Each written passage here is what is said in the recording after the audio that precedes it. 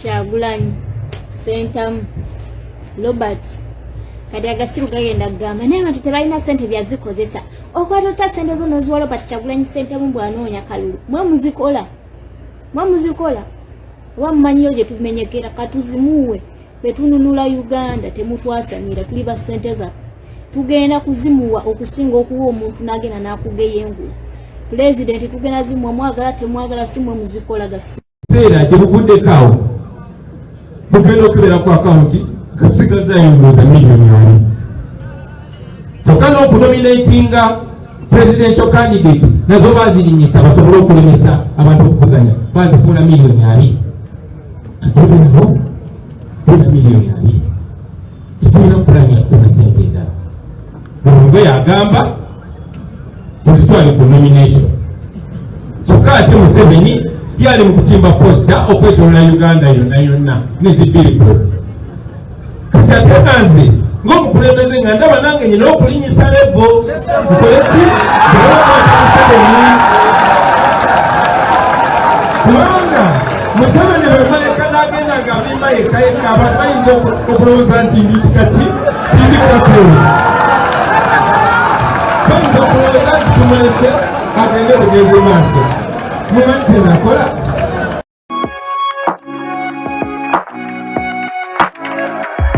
DPTV Uganda, Dawn People Television. Aliwo akatambi akaletedde abantu abamu ku mutimbagano kubagana empawa. Kana akatambi ka Robert Kyagulanyi Sentamu ne muwala we. Bangi bakwogeddeko abamu mu ngeri nga bwe bawulira baagala n'abalala ne bakwogerako nga nabo bwe bawulira baagala. Bino ngenda kubeera nga mbikuwa mu ngeri emu. Unaku olwaleero officially NUP eguddewo okukuŋŋaanya ensimbi ezigenda okubeera nga zigiyambako okuddukanya okutambuza campaign oba olyawo n'okulaba nga bakunkumula General Museveni omukono mu kibya. Enteekateeka y'emu ababaka ba paalamenti n'abakulembeze ku mitendera egy'enjawulo nabo bataddeyo ensimbi okutandikiddwa fundraising eno esobole okubeera nga egenda mu maaso. Muganda wa Robert Kyagulanyi Sentamu oba baganda be babiri bakwatiddwa olunaku olwajjo okuli Mick Wine kwosa ne Dats Vibes. Abavubuka bano poliisi erina bye yatugambye betugenda obeera nga tutunuulira tusobole okubeera nga tubitegeera. Mu ngeri emu tugenda tunulya ku mboozi y'omuvubuka amanyiddwa nga Den City. Omuvubuka ono azze akwata flaga ya NUP okumala ebbanga. Wabula omuvubuka ono yavuddeyo n'abaako byatugamba era flaga eno emukubiza emiggo emuleetedde n'okubeera nga afuna obulemu ku mubiri gwe. Kakati kano ngenda kasindikira mwenna abawagira NUP n'abakulembeze abalya mu lulime ne mu luzike abalya mu lulime ne mu luzise mu kibiina kya NUP. Omuvubuka ono tumuyigireko bingi, emboozi nnyingi, enteekateeka nnyingi ze tugenda okubeera nga tubatuusaako. Webale nnyo atwegasseeko akawungeezi k'olunaku olwaleero. Katukole bwe tuti then ate tukomewo.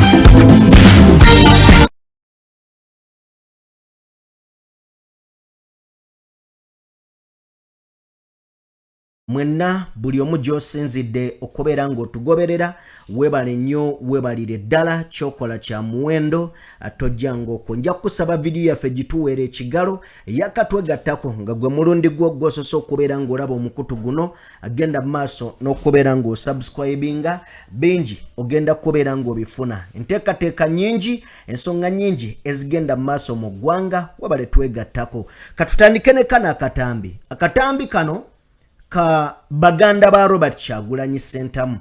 Olunaku olwajjo bakwatiddwa bwe babadde bava ku kivulu ekyabadde e Busoga eyo.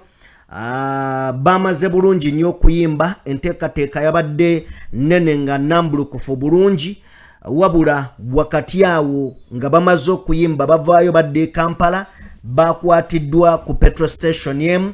Katulabe ku byabaddewo then nzije twongere okulambulula n'ekiriwo obudde buno bwennyini ekigenda mu maaso.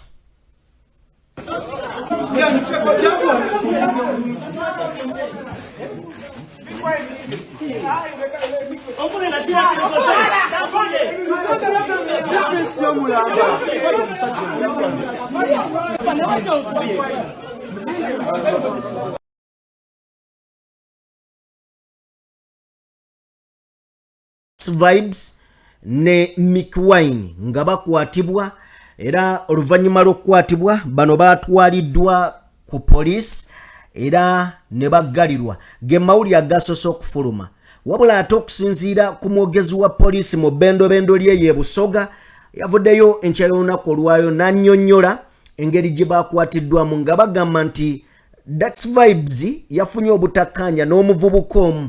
Bwe bafunye obutakkaanya ne baagala obbusootingira ku mafuta we babadde nti That's Vibes n'akuba omuvubuka oyo. Bwe yamukubye ne Mick Wine n'amuyambako, then ab'ebyokwerinda bazze okubatabaganya, wabula bano buli omu naddukira ku poliisi aloope munne. Bwe baddukidde ku poliisi ate mbu okusinziira ku mwogezi wa poliisi mu bitundu ebyo agamba nti bwe baatuuse ku poliisi That's Vibes n'ayongera n'akuba omuvubuka oluyi, MP. Kale nno ye Mick Wine yaweereddwa bondi ekiro n'ateebwa. Mick Wine That's Vibes n'asigala ng'akyakwatiddwa olwa ebikolwa bye yakoze. Kati amawulire ge tufuna eddakiika eno galaga nti That's Vibes ayimbuddwa okusinziira ku ye kennyini gatadde ku kibanja kye kya X, weewaawo n'abamugoberera ku Facebook. That's Vibes agambye nti weebale Mukama Katonda ne ttiimu yange n'abantu b'e Busoga, I'm final out of jail. Obudde buno ndi bweru wa kkomera, so ge mawulire amalungi agakabeera nga gaggwaawo. That's Vibes ateereddwa okuva mu kkomera gy'abadde yaggaliddwa. Mawulire malungi. Byebyo njagadde nsooke ndikuwe nga situnnaba kubeera nga tweyongerayo. Weewaawo we tuba nga tweyongeddeyo nzikiriza tugende. Waliwo kapo mu NUP esinga okunnyumira ya Bobby Giant ne Swabla ow'omukisa, naye nga sinnaba kubeera nga nkuwa Bobby Giant kansooke nkuwe Swabla ow'omukisa. Y'omu ku baana ba NUP abali mu mawulire okuva His Excellency ndowooza we yajja ng'agakoze nga teyeeganya. Era mu kalulu ka Elias Luyimbazi Nalukoola mujjukira baamukuba n'atwalibwa mu ddwaliro ne waayita eddakiika ntono nga mukazi wattu akomyewo. So baamusiimye omuwala oyo bambi yabadde surprise, nasanyuse nnyo. N'abantu abalala mu nsi muyiga okusiima. Abaana abo bayiwawo obulamu, abaana abo bayiwawo omubiri. Kale nno nasanyuse nnyo nga ttiimu ya Elias Luyimbazi Nalukoola musiimye omwana ono. Njagala otuwe katambi ako. Osembere wano kuba kino kirwawo okusangika. Swabla semberako wano teweetya. Swabla munamawulire waffe kamera ogiwumuzeeko wabbali afune anatukane munansonyi weno surprise. Omukyalo ono omulimu gwatukoledde si lwaleero, okuyimirirawo kwa kanso n'obuwanguzi bwa kanso. Abamawulire bano babanengera ekitinga ebiseera ebisinga, babeera mu mbeera zonna, bafuna embooko, bafuna buli kimu, naye tetubasiima. So ku mulundi guno nyimiriddewo si lwa lukiiko olutegese tonamenti eno, naye ku lw'olukiiko olwategeka akalulu ka Nalukoola tutwala omukisa guno okuwa ekirabo kya keeke kino. Si kinene nnyo naye tusaba okkirize olw'omulimu gwe wakola mu kampeyini za Nalukoola. Tweyanza nnyo, tweyanza. Badde nsaba ebintu ebimu kabeera kantu katono nnyo bwe kati kemuyinza okukolera omuntu n'awulira nga ddala naye aseemeddwa. So kampu ya Nalukoola mwebale nnyo, mwebalire ddala okusiima omwana oyo, kizaamu amaanyi. N'omulala akola ajja kola n'omutima gumu ng'amanyi omutima ogwo ogw'okusiima weeguli. So katuveeyo gambye eno kapa ennyumira nnyo. Ninawe mbadde ne baŋŋamba nti Swabula ne bbaawe, in fact ne Morgan akyogeddeko wano mpaka peeyo omukulu yeesimbyewo ku bwa meeya Jinja City, omukulu Bobby Giant, oyo nno foot soldier, real foot soldier. Bakukugamba mbwa bizzemu buzine edda, mwana wa struggle ebya ddala. So yeesimbyewo abantu be Jinja, Bobby Giant mumulabire nga ddala. Weewaawo okubeera n'omukyala nga akusupportinga nga Swabula ndabye katusooke tulaba akatambi kano then nzije mbabulire Swabula kyayogedde ku mikutu gye.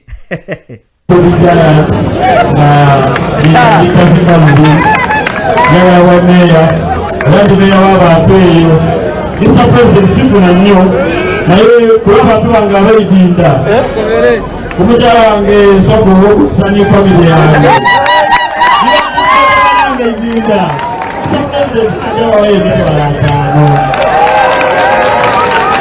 era munyamulamuze ku pulezidenti kulwa mukyala oniiwe abaana bajinja betulinawo.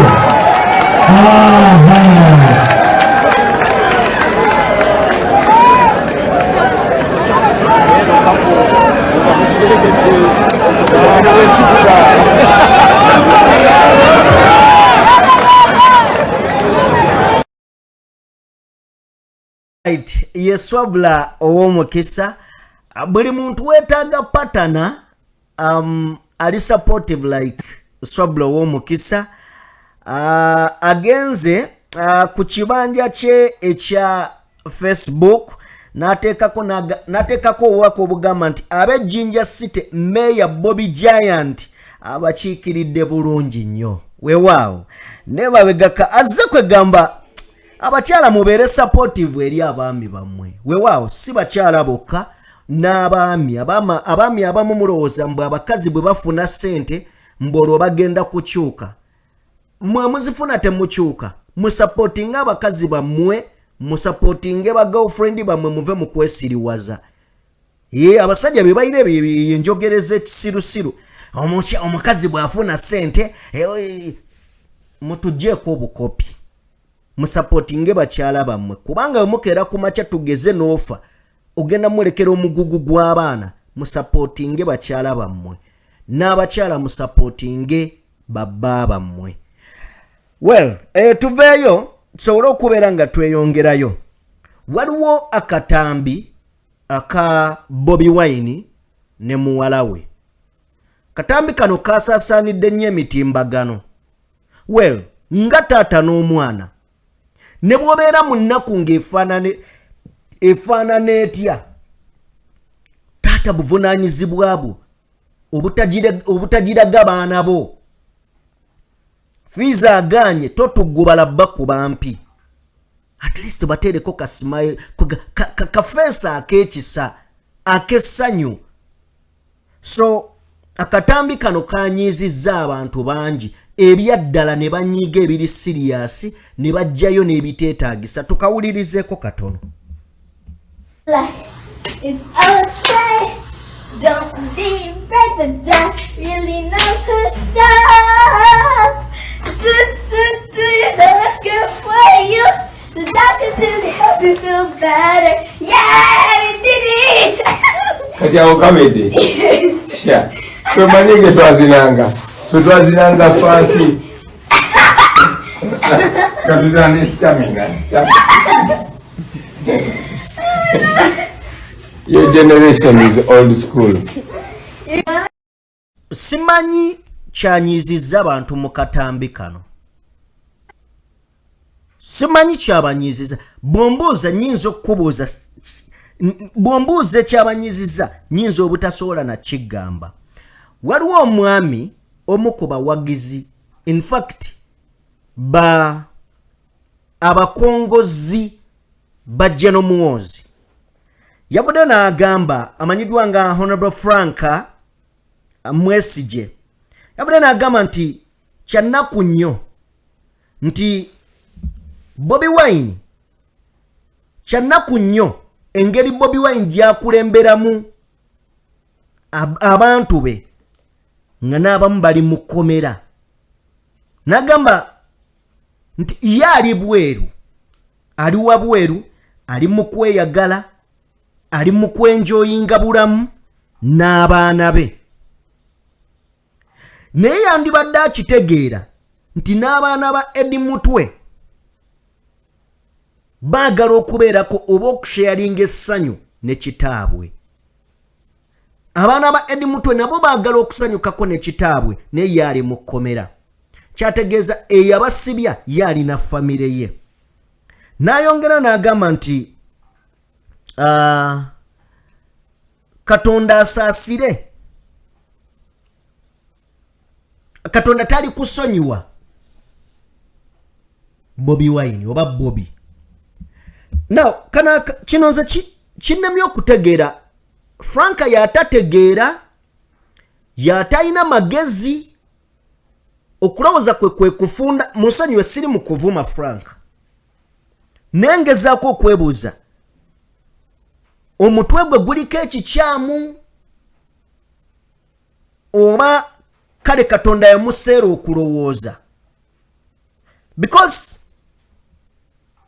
oyo gwe muwulira Frank y'omu ku bawagizi ba royalist ba Muhoozi. Ffenna tumanyi ani yakwata Muhoozi, ani yakwata Eddie Mutwe n'amugja ku baana be, ani yamugja ku bazadde be, ani yamugja ku mukyala we, ye General Muhoozi. Frank gwe gwowagira ye yatwala taata w'abaana ba yatwala taata w'abaana ba Eddie Mutwe. Then bw'ovaayo noga nti ate Bobi Wine ye ali mu kweyagala, kale naye mumukwate mu mutwale. Sooka ogambe Muhoozi eyamugja ewakaawe n'amugja ku baana be, gwe gw'otamanyi nti akola ekibi, gwe gw'oweereza ng'olinga emmandu enywa omusaayi n'efujja mu ggwe. Tuleme kubeera banafu ba bwongo n'okutegeera kutwawukaneko olw'okubeera nga tulina be tuweereza. Gamba General Muhoozi alagire be balina obuyinza bate Eddie Mutwe. So tojja ku media tulaga busiru bwo, tojja na tulaga butategeera bwo.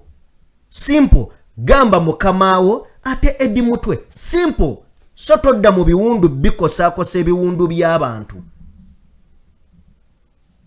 So yoyo Mwesigwa Frank, Mwesigye Frank, njagala tumuveeko ako n'akatambike kamunyiiziza. Naawe teekayo abaana bo.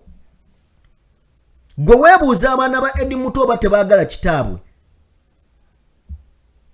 Eyamukwata alina abaana be, awaana bakazi bubina. Okitegeera? So njagala oyo tumuveeko, tweyongereyo ku nsonga endala. Ensonga endala gye njagala tutunuulire, waliwo akatambi akavaayo gye buvuddeko kaali ka Bebe Cool. Wano ng'aliwo mukyala we, wano ye Bebe yaaliwo. Bebe n'ayolesa amagezi ag'ekitalo ng'omusajja yennyini nnyini omufirika. Omanyi namagamba Tulina akatambi ka Aji wano ke twazanya ng'agamba bapima amagezi bagenda kizuula ng'obwongo bw'omufirika bwa bbeeyi nnyo era n'atuwa ensonga lwaki bwa bbeeyi tebukolangako.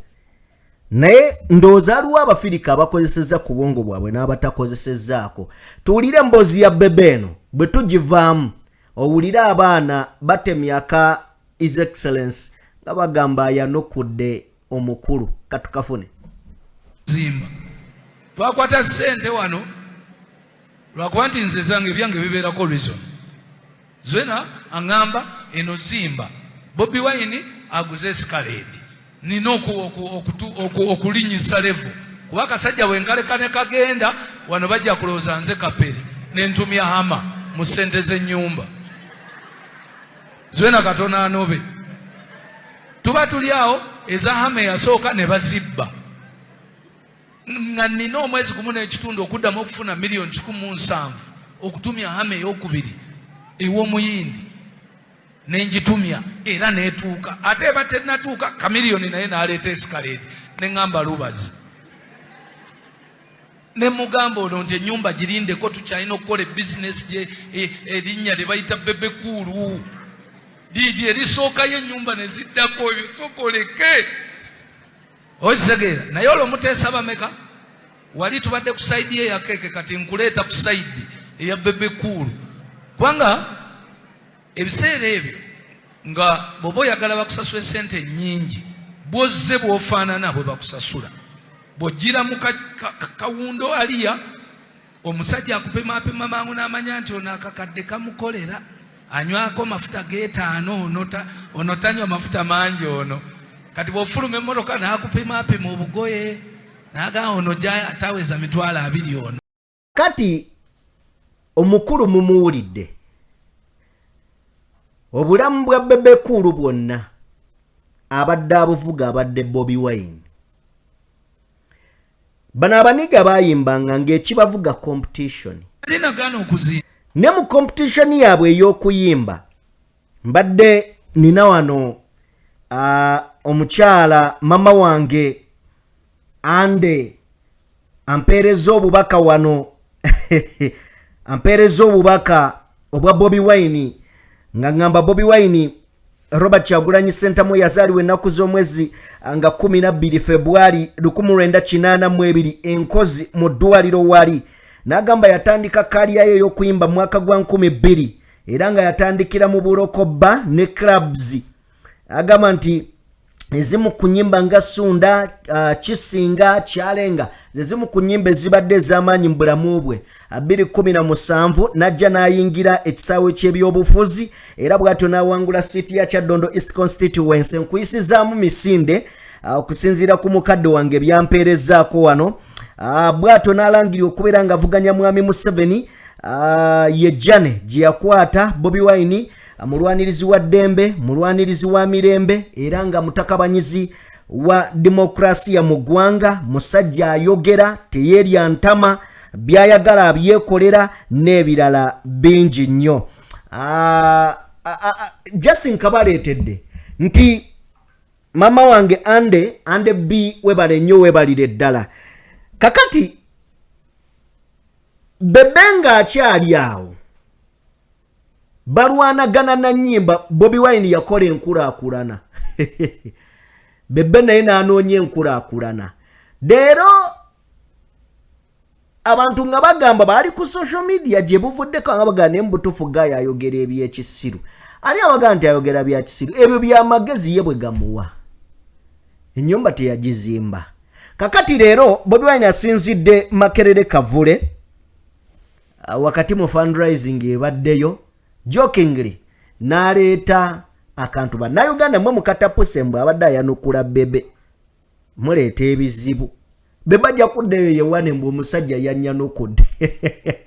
Niyo n'abadde ayogera ku byabufuzi. Tugende tulawa akatambi kano. Then njagala ombuulire mu comment section gwe kiki ky'olowooza Bebe ne Bobi Wine IQ ani ayina waawo kubanga bwe tugenda ku level ya IQ negwe soko tuwa katambi Ndekao bukiseera gye buvuddekaawo bugenda okubera ku akawunti kasigazaayo ndowooza miliyoni 2 kyokka n'okunominatinga presidential candidate nazo bazirinyisa basobole okulemesa abantu okuvuganya bazifuula miliyoni 2 tuli awo tulina miliyoni 2 titulina pulaani ya kufuna sente endala Lubongo yagamba tuzitwale ku nomination kyokka ate Museveni yali mu kutimba posta okwetolola Uganda yonna nezibiriko kati ate nze ng'omukulembeze nga ndaba nange nyina okulinyisa levo nkoleki zewakwata Museveni kubanga Museveni bwemaleka n'agenda nga alimba yekayeka abantu bayinza okulowooza nti ndi kikaki tindi kapere bayinza okulowooza nti tumulese agende bugenzi maaso mumanyi kyenakola nentumya posta mu sente za nomination Lubongo yakatumaase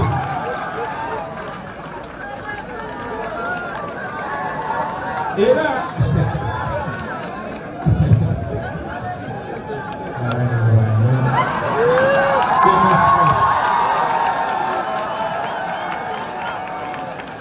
neno mugumya nengumene bannaffe bonna ne bagamba twetukolera bantu kino ekibiina ky'abantu balaba balaba ku social media bagamba namba ki gwe tuba tuteeka kwe kutuula wansi netugamba bannange wadde tutambula tuvimba wadde byetukola byonna tubyetaaga sente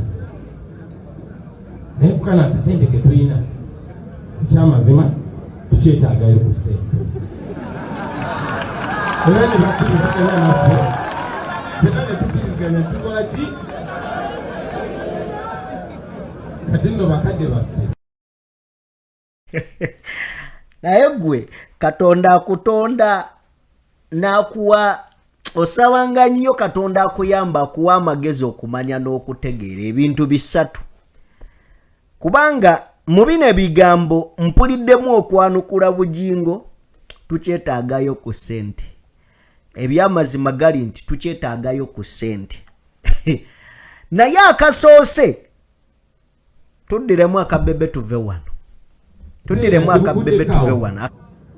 bugenda okubera ku akawunti kasigazaayo ndowooza miliyoni 2 kyokka n'okunominatinga presidential candidate nazo bazirinyisa basobole okulemesa abantu okuvuganya bazifuula miliyoni 2 tuli awo tulina miliyoni 2 titulina pulaani ya kufuna sente endala Lubongo yagamba tuzitwale ku nomination kyokka ate Museveni yali mu kutimba posta okwetolola Uganda yonna nezibiriko kati ate nze ng'omukulembeze nga ndaba nange nyina okulinyisa levo nkoleki zewakwata Museveni kubanga Museveni bwemaleka n'agenda nga alimba yekayeka abantu bayinza okulowooza nti ndi kikaki tindi kapere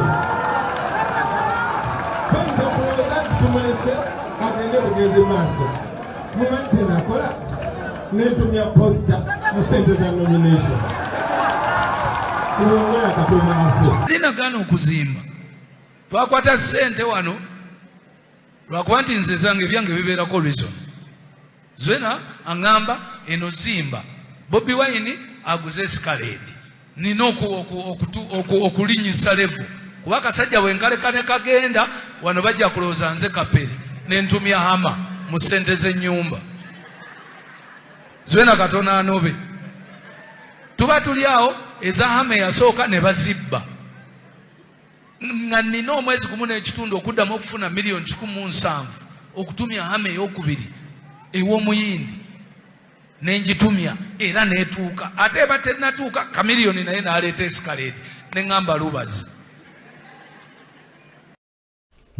lubaze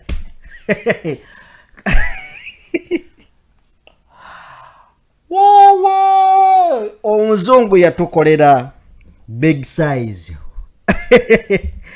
kale ye big size nzikiriza mukwaro gwange wenna tugoberera nkwebaze ntuwebale nnyo webalire ddala okubeera nga otugoberedde obwenkani ddaawo nzikiriza tutunuleko oba oliawo mu lunaku olwaleero His Excellency Bobi Wine kye yasaba okubeera nga bakola fundraising buterevu olunaku olwaleero agiguddewo era nga mu kugiggulawo agiguddewo ne miliyoni 10 zajje mu nsawo ye n'agamba nti weewaawo nange kancontributing nteekeko oluvannyuma lw'okubeera nga omukulembeze ataddeko miliyoni 10 ensimbi zitandise okubeera nga ziva mu buli kanyomero. Njagala tuyiteko katono nnyo mu bantu abasobodde okubeera nga bawaayo ensimbi olunaku olwaleero ababaka ba paalamenti ne ku mitendera egy'enjawulo. Ne leka tutunuulire ababaka ba paalamenti bokka.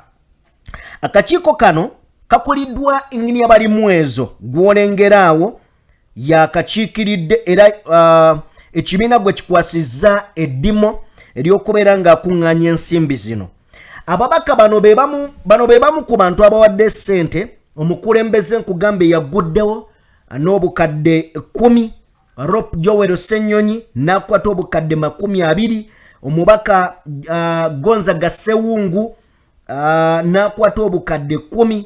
Patrick Nsamba Oshabe n'akwata obukadde 10. Ronald Balimwezo n'akwata obukadde 10. Elias Luyimbazi Nalukoola n'akwata obukadde 10. Kagwa Wannakifuma MP n'akwata obukadde 10. Alan Sewanyana obukadde 15. Mukasa Rosias obukadde 15. Ne bano ababadde mu lusuubo lw'okugenda nga bakutte 15. Sewanyana akutte 15. Ate eno wabaddeyo musiringa David Ngamuli bubi kakati era wano abantu babadde balowooza Sewanyana n'okudda kadi money ya naye ssebo bwe wafunye omukisa oguwaayo asazeewo yeyambula omuguwa so Alozias Matovu naye Mukasa Rather naye awaddeyo miliyoni 15. MP Busiro South nawaayo emiliyoni 10 n'akakadde akalala kamu. Ne mukyala we naye nawaayo emitwalo 5. In fact mukyala we awaddeyo akakadde kamu ku lwa NUP n'ayongerayo emitwalo 5. Lutamaguzi Semakula miliyoni 10. Era nga wano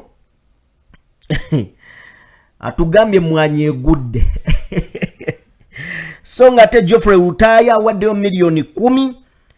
Kulwa mukyala we Irene nawaayo emiliyoni 1.5. Kulwa muwala we mutabani we nawaayo emitwalo 10. Era kulwa mutabani we emitwalo 10. Kulwa muwala we emitwalo 3. Mumpimpi bw'oba ogasse ssente zino 15 egyo 15 18 bw'ogigatta wali ku kakadde akamu n'ekitundu ojja kwesanga ng'awaddeyo emiliyoni nga 10 wano miliyoni 10 bw'ogattako 5 n'ogattako 3 yes kamu 68. Then kamu 68 bw'okagadda kuzize emiliyoni 10 ze miliyoni 10 mwaka kadde kamu mu emitwalo 6 mumu miliyoni 16 miliyoni 11 mu emitwalo 6 yes Geoffrey Rutaya kale tugenderaawo weewaawo Kayemba Solo no bamumpaddeko story ne kale enaba ya lunaku lulala naye akutte 10. Mazongoto Dr. Hildamani eyatugamba ensi y'abazunguli kaana agituuka naye awaddeyo 10. Nakimuli Helen awaddeyo miliyoni 3. Wana abakyala mu parliament waliyo nti abakyala bafuna miliyoni bweziti abasajja bweziti oba bonna ababaka kale mwebale kusonda miliyoni 3 Irene na Nakimuli Helen miliyoni 3 Betty Naluyimba miliyoni 3 Susan Nakazimba miliyoni 3 n'agamba ajja nakuleeta empuuta namusabye empuuta Bukoma Nsimbi Woman MP tabadde na linnya yani milioni 3. Joyce Baagala Ntwatwa milioni 3. Namboze Teddy Soli Namboze bakireke Namboze Teddy awadde milioni 5. Nantongo Fortunate milioni 3 oyo yakayingira ekibiina. Namboze Nantongo Fortunate. Aisha Kabanda milioni 5. Goreti Namuga awaddeyo milioni 10 oyo mukazi Kyuma. Mbagambo ye Goreti Namuga muganda wange. Christine Nachumwero milioni 10. Kakati waliwo wanayogedde ezize. Morgan yawaddeyo milioni 10. Morgan yawaddeyo milioni 10. Naye kibadde kirooto.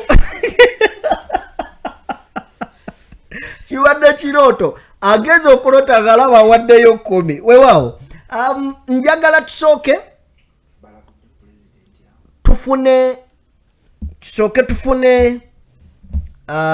katono nnyo okulabula. Kuno nno kulabula. Wabula Mr. President Bobi Wine sebo toddamu kuzanyira mu ssente za nomination ojja leeta akavuyo mu ggwanga.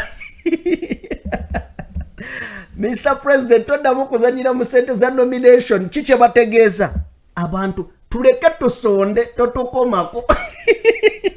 President awadde azizanyiramu nga oba tukome bamugaa toddamu zizanyiramu tuleke tusonde. Kakati ababadde baluma omutwe omuteezi. Weewaawo katusooke njagala okufuna ndowooza clips 2 kwene ensonga. Esooka kansooke njifune ku Elias Lwimbazi Nalukoola. Yakagenda mu parliament ndowooza kati emyezi 3. Ku myezi 3 entebe agituddemu matiitiira. Ne bwe kituuse okubeera nga kuwaayo eri ekibiina amazima amatuufu gali nti akutte ssente. Oyo gwenjogerako yakamala okuggulawo eddwaliro. Oyo gwenjogerako yakamala okuggulawo eddwaliro. So Lwimbazi Nalukoola omutima mulungi ogwo webale nnyo tufune akatambike. Our power. NUP. Everywhere. Ra. Ja. So Mr. President. Mr. President, I'm saying it's here. You are opposition. Kama wangu huyu wabandogera kubagamba. Alugiranga talina maana. Mukama wange enfuba nze gwe mulaba nfuba nnyo ofuna amaanyi mukama wange opposition abakulembeze mbawulidde nga boogera nga naawe kuwali mukama wange ogambye enzeeyi 10 bweggulu ate n'abazze wano ne bazoogera mukama wange naye nga bwomanyi yenze lasitiponi waliwo bingi ebitwala kantindiggwa agoke mazima era n'abo abali eyo nga bagamba Nalukoola gwe tetunnakufuna amazima Nalukoola mujja mufuna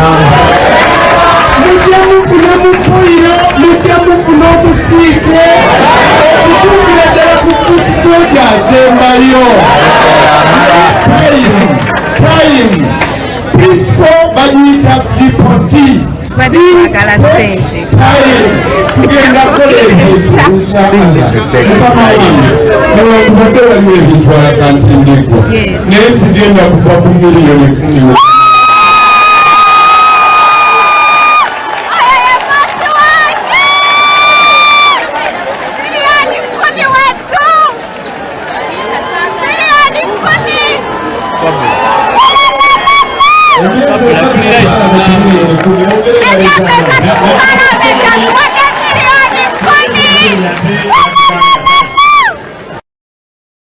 Sobolo w'omukisa ali mabega waga oyo ye bosi wange emyezi 3 atuwadde milioni 10 abuzeeko tugattira kazimbye n'eddwaliro.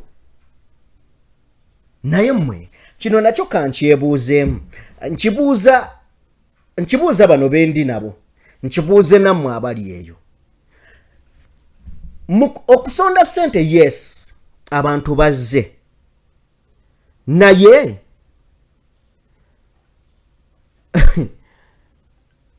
ababaka bonna abantu bonna nga bajja mu kwewandiisa okufuna kaadi. Okufuna kaadi nga bajja ne ku mikolo egimu nga tebaba Sseggona abaddewo. Mumanyi nti nno lwaki teyatuma ne ku kaadi. Lwaki taba mu mikolo gya kibiina? Buli kibiina kitula abeera bize. Just mbuuza bubuuza temunkwata bubi, tabeerawo. Kyekimu nga mpuuga mu parliament buli wabayo ensonga ey'amakulu mpuuga tabaawo. Abaasabye liivu ate bagimuwa. So nina abantu be nalowoozako ne ŋŋamba kale singa kukubeera bize kwe babeera nga bwe batugamba, singa kale ne mu kujja okwewandiisa baasindika abantu bo ne batajja ne tumanyira ddala nti babeera bize. Sajjima ebyo bye byakuleese, si bye byandeese ebyadda. Bivuddeko. Kakati ntera okujja no ne mbagamba nti abamu ku babaka bendi proud of bamuyita Goreti Namugga. Kyekisanja kyekisoose mu parliament y'eggwanga Uganda, kyekisanja ekisoose. Nene wankubadde nga kyekisanja ekisoose, wallahi njagala gwe wenna mpuliriza ombuulire omukyalo oyo kikyatakoze mu parliament. Bwe kuba kuyimirira kwogera ayogedde, bwe kubeera ng'ali ku TV ayogedde, bwe zibeera nkubo za parliament ayogedde, kyokka ne gyakiikirira ataddeyo enkulaakulana. Nasembye okumulaba bali mu kusonda $3,500. Mwana yafiiridde bweru wa ggwanga Kadaama. Omukyalo oyo yabadde jjo ne famire y'omwana oyo $3,500. Wallahi nga njogera ntya Katonda, Kadaama ne bwakolera mu kiyumba emyaka 2 tasobola kufuna $3,000. Ekyo nkibabuulira. In fact $3,000 asobola okuziweza kubanga $2,000 ze miliyoni 14, right? Miliyoni 14. 14 bw'ogattako 7 ze miliyoni mmeka? 21. Si bwe kiri?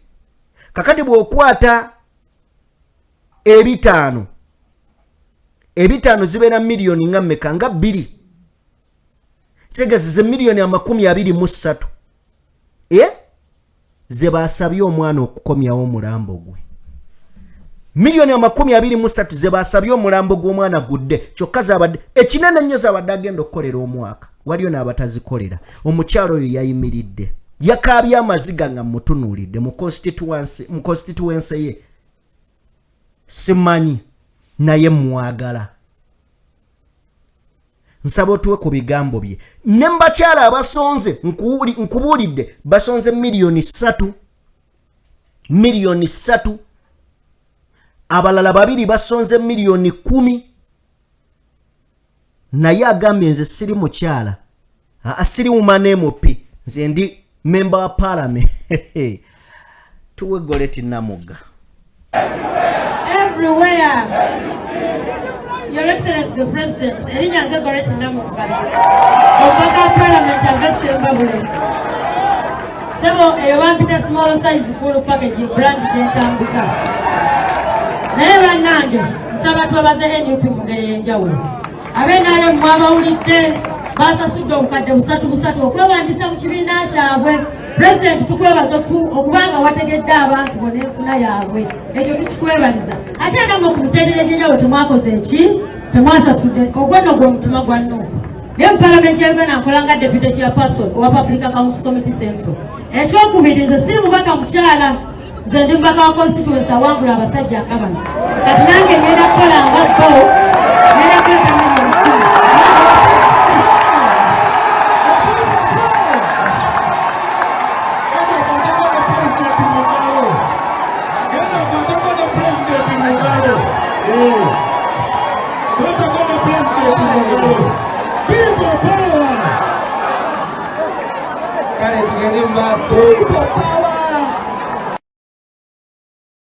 ye Goreti Namuga omubaka omukyala akiika mu lukiiko olw'eggwanga Uganda olukulu. Bwe tuba nga tuvuddewo awo era njagala onzikirize mukwano gwange nyongereyo okutegeeza nti okwagala tekukoma. Bwe kuba nga tekukoma tulabye Goreti Namuga ne kansolo y'Embazzi Nalukoola naye waliyo munnayuganda eyaleese akabookisi ke. Yaleese akabookisi ke era n'akamenya. Kino kye bayita okwagala. Oba alina oba talina awaddeyo. Kakati bwe tuddayo mu Bayibuli bino bye tugamba.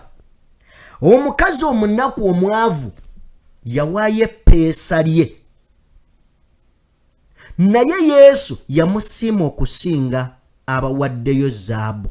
Kubanga abamu baawaayo nakweraga, baawaayo lwakuba balina, baawaayo lwakubeera baagala ensi ebalabe, wabula ono yawaayo eppeesa lye nga mu kyo kitegeeza ne bwe yandibadde n'akakadde yandikawaddeyo naye talina eppeesa lye lyokka eririko aliwaddeyo. Omwami ono mwagadde nnyo era bamuwadde omukisa ogukwata ku mukulembeze mu ngalo. Njagala tulabe katono nnyo omwami we gwolengera awaddeyo ebinusu bye n'ensimbi ze z'abadde nazo ne bazibalira awo. Mwoyo gwa kuwaayo. Kino kye ŋŋamba nti Katonda yandisaasidde eggwanga lino n'aliwa ku mukulembeze. Bambi abantu abafaanana nga bano ne balaba. Bwe tuli akasente ako tiyakazinze jjo. Oziraba nga sente ziruddemu. Ne wallahi yazireese. N'aziwaayo. Baziwa balina. Ne taziwadde ze balina. Abawaddeyo ku lwa kozi, ku lw'ensonga. Kakati nange njagala kuyita wano mbagambe bwe nti buli awulidde emboozi eno n'ogituuka wano tugenda kukola enteekateeka nga DPTV Uganda. Tugenda kukola enteekateeka. Tugenda gituusa ku batugoberera mikwano gyaffe abali ku DPTV group, wabula naawe ayagala okutambula naffe nga tugenda okuwaayo fundraising yaffe otwegatteko. Twegatteko tusobole okubeera nga tugenda naffe tugatte ettaffaali. Twagala tugende ne list eyoleka baani abasobodde okubeera nga bagatta ettoffaali ku nteekateeka eno. Kale gwe wenna eyandyagadde okubeera nga tugenda wamu nga DPTV Uganda, kozesa enamba y'essimu eri ku screen yawo, then ontuukirire twogerezeganye, tufune olunaku olugendayo twesitule, tusinkane omukulembeze, tumukwase ettu lyaffe eriraga ki kye twagala oba olyawo naffe tukole. Twegatteko mukwano gwange, njagala kubeera nga nvaawo. Kakati emboozi eno ya mwana mulenzi amanyiddwa nga Density. Saagala gyogerera. Ne buli woba n'ekintu ng'okyagala ku mutima kirina engeri gye kitambulamu. Omuvubuka ono yannyonnyodde emboozi ye. Abantu baagala. Njagala tulabe akatambi kano. City y'omu ku bantu bootasobola kubuusa maaso mu nkyukakyuka ezizze mu byobufuzi olw'omulimu gwakola mu kibiina ki National Unity Platform ogw'okuwuba bendera ya Uganda buli pulezidenti wa NUP Robert Kyagulanyi Ssentamu w'abeera ekyamuleetera n'erinnya eppaatiike erya NUP Flag Raiser. Mukubire mu ngalo pulezidenti waffe nga gy'okwogerako gye tuli. Okuwuba bendera kulabika ng'omulimu omwangu naye mu ggulire lino mwogenda okukimanyira nti ddala kuba kwewaayo naddala ng'oteekeddwa okubeera ku luseregende lw'omunnabyabufuzi nga Kyagulanyi wakati nga buli kaseera mubeera mu kusikaŋŋana bitogi n'abakuumaddembe.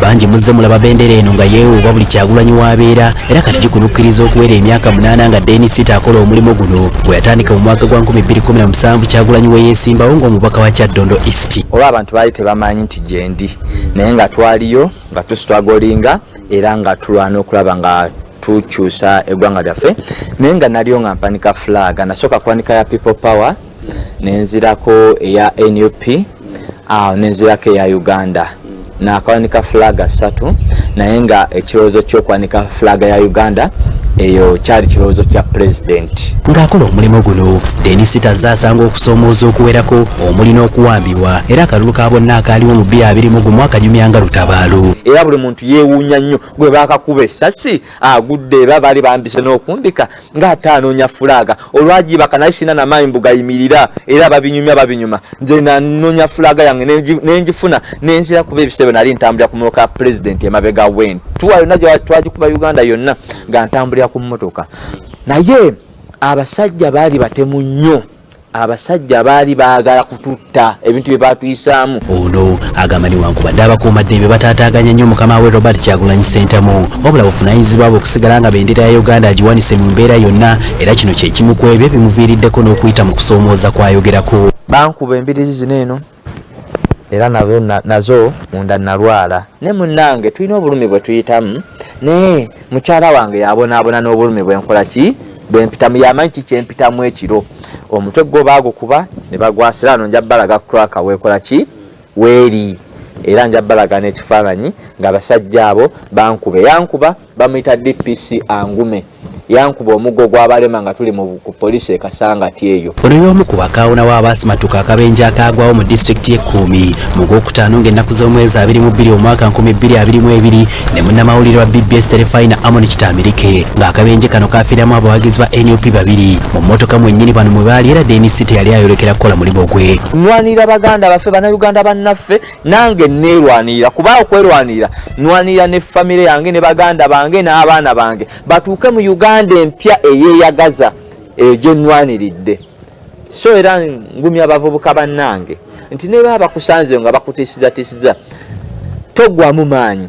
Dennis Sitta agamba tasuubira kukomya kuwuuba bendera eno okutuusa nga pulezidenti wa NUP Robert Kyagulanyi Ssentamu afuuse pulezidenti wa Uganda era agamba buli lwawuuba bendera abeera akuba bufaananyi ng'ekirooto kye kituukiridde. Njagala kubeera mu Uganda eyeeyagaza, Uganda ey'emirembe. Njagala laba ku mukulembeze omupya, njagala laba ku pulezidenti wa Kyagulanyi Ssentamu Robert ng'azze mu bukulembeze bwa Uganda. Ono takoma ku kuwuuba bendera yokka wabula abadde mukulembeze ku mitendera egy'enjawulo nga mu kaseera kano Ssennono yeegwanyiza bwa LC5 obwakawempe North 2 wabula bitumubuuziza lwaki taze ku kyabubaka bwa paalamenti agamba nakyali kituukako naye mu kiseera kinakkiririza ku ky'okugoberera emitendera. Adde LC3 kansala naliko chairman w'abavubuka Ettula kati nzijja ku LC5 sofa ndooza sitambudde bubi tambudde bulungi era ndooza ng'omukulembeze era omulungi balina okukulabirako mpolampola si kubuuka madaala olina kutambula step by step ne balaba enkolayo eri etya. Tumulese abuuza ku bawagizi be n'okunyweza obuwagizi bwe obunaamatiza akakiiko k'ebyokulonda mu NUP nti ddala kituufu alina obusobozi okukwatira ekibiina kino bendera mu kalulu akajja. Hasif Sekiwunga, BBS Terefayina. Right. Ye muvubuka oyo abantu ng'abo abalina emitima egifaananako bwe gityo bagwana ekisinga. Kakati awo nga tuvuddeyo kansuubire emboozi ye ogirabye then njagala onzikirize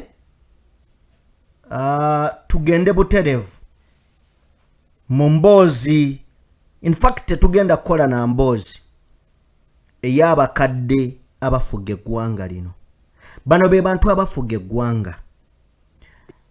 Kyannaku nti abantu abatakyasobola na kutambula, tutandikire wansi.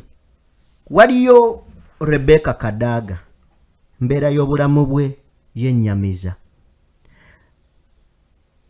Waliwo Robina Nabbanja, abo just bossi bakadde naye bali staaka mu bwongo bw'abakadde. Kakati waggulu wali be bafuga eggwanga, abo be bategeerera eggwanga lyaffe. Kyannaku nnyo nti egyo gy'emyaka egiriwo mbu gye gitufuga. Gifuga abavubuka nga mu nsi yonna Uganda eri ku mwanjo nnyo n'abavubuka abasinga obungi. Abo be batufuga. Twatuukawo tutya wano, awo nze naawe. Kakati ate tekikoma ku abo. Bw'otunuulya mwami Museveni awo, emyaka 8 gy'agamba, naye amazima gali nti nkakasa asingamu. Emyaka 8 mwami Museveni agisingamu, naye akimanyi kubanga yatugamba tamanyi buzaale bwe. Kati bw'oba tomanyi buzaale bwe, nebuuza emyaka gy'okuza gyaki? Bw'ojja Moses Ali n'otunuulira maama waffe Rebecca Kadaga, ogwamu amaanyi ng'abaana bali mu kufa olw'abantu abakuze. Nazzikuno nga bazadde baffe tebaagala kutunula mu ntaana z'abaana baabwe, ne kakati ate bajjajja be batwala abaana mu ntaana bo basigaza obulamu. Kozi bagamba obukulu buwoomya ttooke. Weewaawo saagala kulwawo. Kakati nga tukyali ku ky'obukulu, mu Uganda w'osanga nga babawadde minisita w'abavubuka nga ye Balamu. Ali mu myaka 5 naye nga babagamba ye minisita w'abavubuka n'abaana. Ogenda okutunuulira ku minisita w'abavubuka n'abaana byakola nga byawukana ye. Talowoozangako na ku bavubuka, tamanyi na bulamu bwabwe gye bulaga, okujjako okutendereza abakadde mu kaseera katuuseemu. Njagala tufune omwana ono, si muwala, omukyala amanyiddwa nga Shamimu Nansamba rather, nga nnyonnyola ensonga eno, then tuveeyo twolekere. Ebigambo si birungi, amasasi gasiibye gatokota, si kutokota kwokka. Abantu 16 kikakasiddwa nti bo bafiiriddewo, abalala 9 basimattuse n'ebisago ebitagambika. Ekigenda maaso ki wetujja? Katsoke wano. Tuyina minisita tukiikirira alina emyaka 50. State Minister Wuli Balamu alina emyaka 50, abeera ku Twitter ali mu kuwaana Supreme Leader. Naye nga bebo be bakulembeze be mututeereddeyo abakola ki? Abalina okukiikirira ffe abavubuka. N'otunuulira State Minister for Youth, kyogamba mu NRM yonna tebalinaamu bavubuka kale, bwaba tebaagala kulonda ffe abali ewalala. Ate ogenze n'oyogera nti tutadde nnyo ebyobufuzi mu buli kimu. Ebyobufuzi bye bisalawo buli kimu. Ebyobufuzi bye bigenda osalawo nti wano bateekebwa eddwaliro wali tebateekawo. Ebyobufuzi bye bigenda osalawo nti lino essomero kati basazeewo buli bazadde bonna omwana mulina omuwa amata, mulina omuwa sukaali. Naye nga n'ebitabo tebalina. N'ebyobufuzi bye bisalawo ebyo byonna. Nalaba Honorable First Lady Janet Katana n'agamba abazadde mulina okumakinga sure nti abaana mubawa amata kubanga bo balina ente. Balina ente be batuwagana amata ge batuwa tebasasula na misolo. Naye ate baagala tukaka tugagule. N'abaana beetaaga bitabo. Abaana tebalina bitabo, basoma tebalina bwe bawandika, tebalina kalaamu. So twetaaga ebyobufuzi oba twagala oba tetwagala bigenda okubeera mu buli kimu era bye bisalawo buli kimu. Alright, ye Shamim Nansamba bwatyo bwannyonnyodde. Njagala kubeera nga naawe tuvaawo, bwe tuba nga tuvuddewo nzikiriza tuwolekereko munda mu ggwanga erya Kenya. Ebigenda mu maaso mu ggwanga erya Kenya si birungi. Olunaku olwaleero kubadde kwekalakaasa abantu abawerera ddala 16 bakubiddwa amasasi agabatiddewo so nga ate abantu abawerera ddala bano bagenze n'ebisago ebitagambika.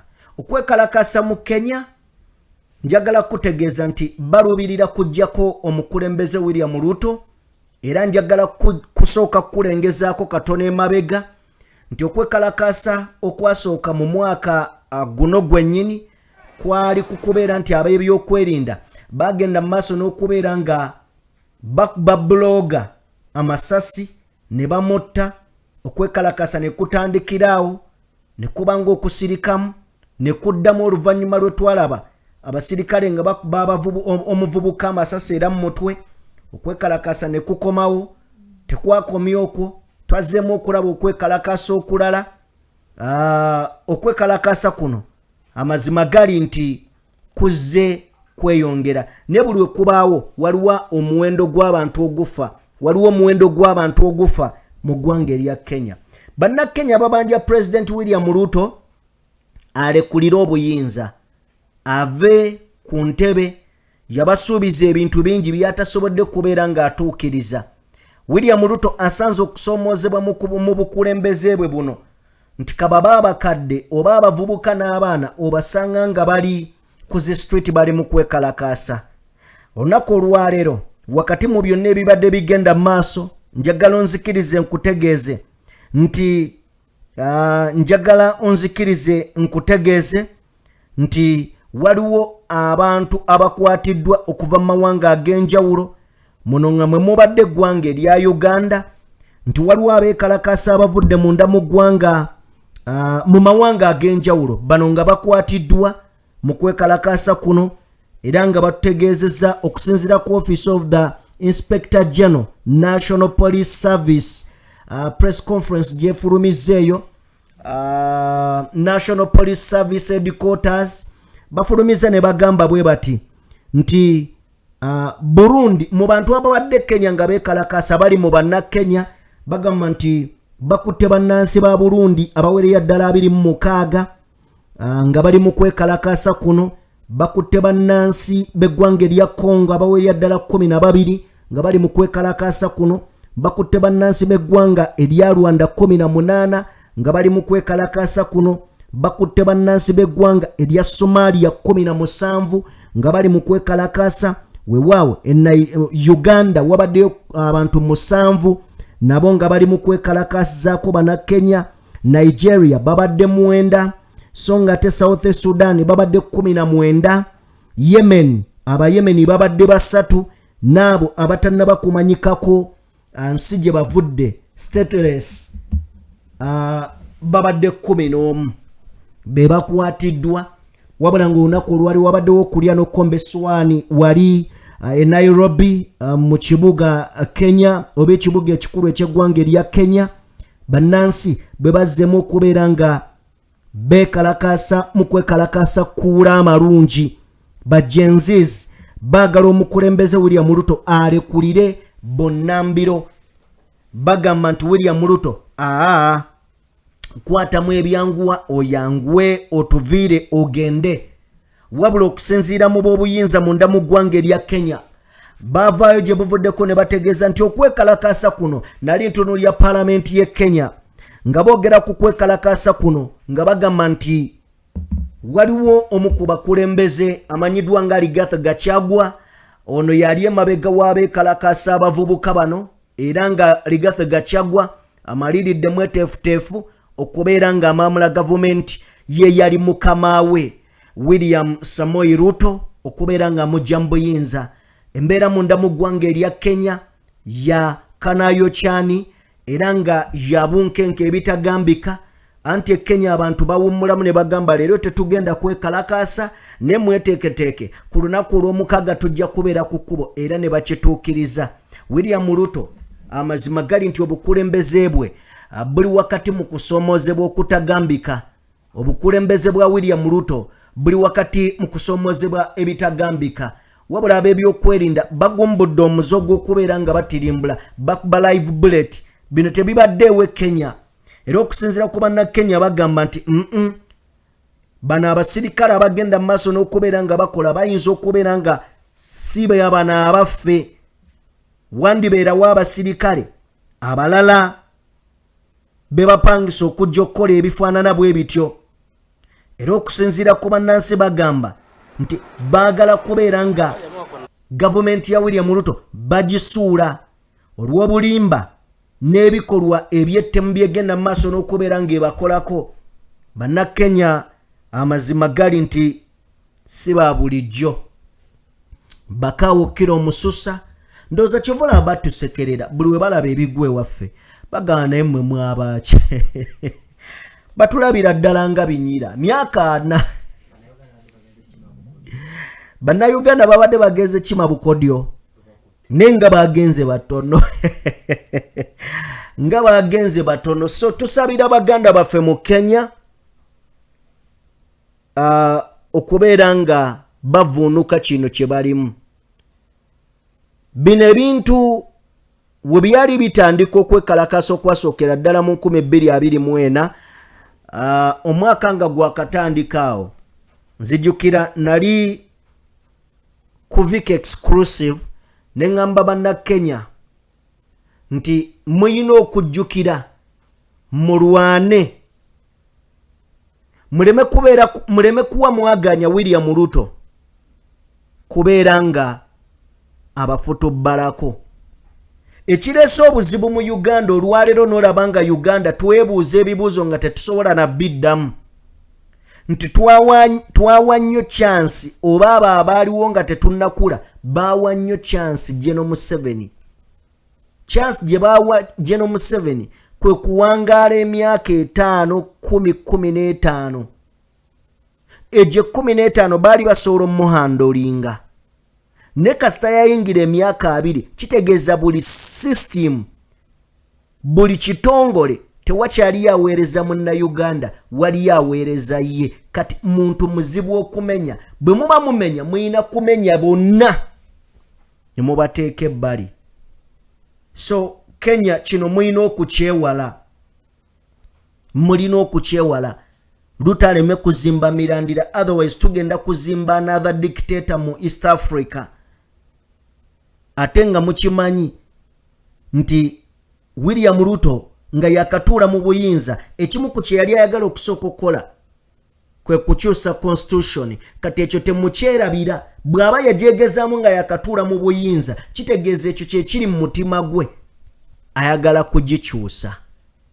Kale Bannakenya tusaasira famire zaabo abalusuddemu akaba ne tusaba ab'ebyokwerinda bajjukire nti abo Bannakenya bannaabwe sema applying nga bwe tugamba wano ku bafu abaawano nti yes mutta baganda bammwe. So tutwala okusaasira eri bannansi b'eggwanga erya Kenya. Amasasi gasiibye gatokota, tiyagasi asiibye avuga, abantu 16 bafu, kitalo nnyo.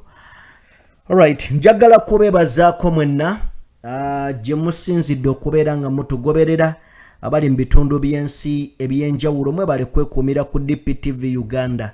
Yenze Sajime abadde okubeera nga mbaweereza kyemukola kye kisingira ddala okubeera ekyenjawulo. Njagala kwebaza tiimu gye nkola nayo, Morgan ku kamera, Abe mu production, ate yenze Sajime.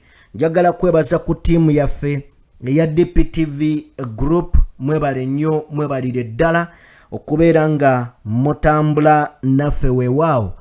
Kyemukola kye kisingira ddala okubeera ekyenjawulo. Black Lady, Marvin, n'abantu abalala bannaye mwebale nnyo, mwebalire ddala okubeera nga mutugoberera. Kyemukola kye kisinga. Mutukkirize tubateere wano. Mukama Katonda abatukuumire mubeere bulungi. Mweraba.